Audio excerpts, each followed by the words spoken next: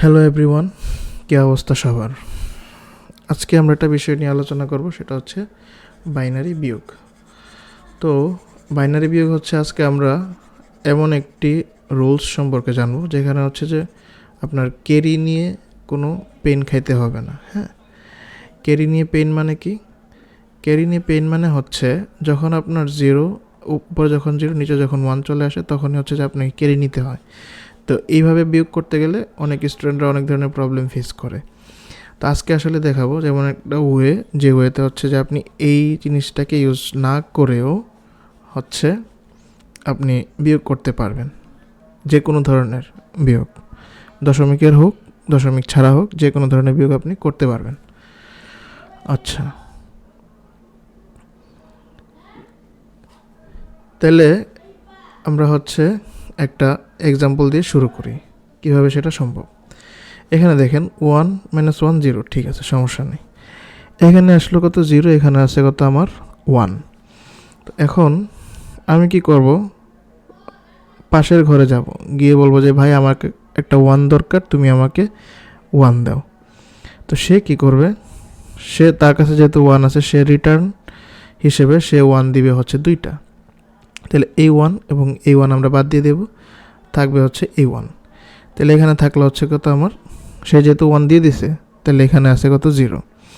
তাহলে সেম এখানে সমস্যা শুরু হলো আবার, উপরে 0 নিচে 1। তাহলে পাশের ঘরে যাব, ভাই তোমার কাছে কি 1 আছে? সে বললো যে আমার কাছে 1 নাই। তাহলে বললো যে ঠিক আছে, তাহলে তুমি তোমার পাশের ঘর থেকে এনে দাও। তোমার পাশের ঘরে সে তার পাশের ঘরে গেল, 1 কে আছে? হ্যাঁ আছে, যে ভাই একটা 1 দাও। সে কী করলো? রিটার্ন হিসেবে 2টা 1 দিল। রিটার্ন হিসেবে কয়টা 1 দিবে? অলওয়েজ 2টা 1 দিবে। আচ্ছা, যদি 2টা 1 দেয়, এখন সে এখান থেকে একটা 1 তার তার কাছে আগে যে চাইছিল তার কাছে তাকে দিবে, কিন্তু রিটার্ন হিসেবে অলওয়েজ কয়টা 1 দেয়? 2টা 1 দেয়। তাহলে এই 1 এবং এই 1 বাদ যাবে, তাহলে এখানে থাকবে হচ্ছে 1। তাহলে এখানে হচ্ছে কি থাকে? এখানে একটা রিমেনিং একটা 1 আছে, তাহলে হচ্ছে এখানে হচ্ছে 1। তো সে যেহেতু 1 দিয়ে দিছিল এর আগে এটা, তার মানে এখানে 0 হয়ে গেছে। পাশের ঘরে গেল যে ভাই 1 আছে? আছে। রিটার্ন হিসেবে কয়টা 1 দিল? 2টা 1 দিল। এই 1 এবং এই 1 বাদ গেল, তাহলে থাকলো হচ্ছে এই 1। তাহলে এখানে যেহেতু 1 দিয়ে দিচ্ছে, তার মানে 0, 0 - 0 হচ্ছে 0। এটা হচ্ছে আনসার। আমরা হচ্ছে আরও কয়েকটা এক্সাম্পল দেখে ফেলি, তাহলে হচ্ছে আমাদের এই প্রবলেমগুলো মানে কনফিউশনগুলো থাকবে না। হ্যাঁ, আমরা এখানে একটা মোটামুটি বড় এক্সাম্পল রাখছি, এটা হচ্ছে আমরা দেখে ফেলি।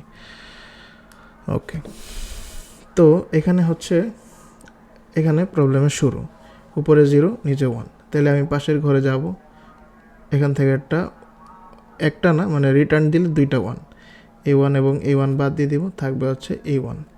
তাহলে এখান থেকে হচ্ছে 0, তাহলে 0 - 0 হচ্ছে 0, 1 - 1 মানে হচ্ছে 0, এখানে হচ্ছে 0। তাহলে এখানে কি আছে? সে আবার প্রবলেমের শুরু, পাশের ঘরে গেলাম, এখান থেকে 1 আনলাম, রিটার্ন হিসেবে সে 1 দিলে কয়টা? 2টা।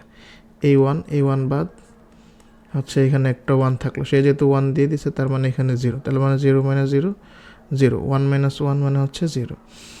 এখানে আবার সেম প্রবলেম, উপরে 0 নিচে 1।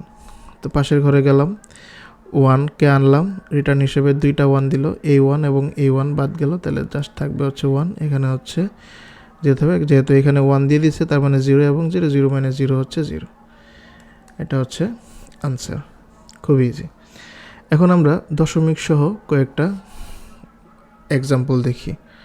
হ্যাঁ, ধরেন এই এক্সাম্পলটা যদি দেখি যে এখানে দশমিক আছে, তো দশমিক হলে আমরা হচ্ছে দশমিকের পার্ট থেকে আগে শুরু করব।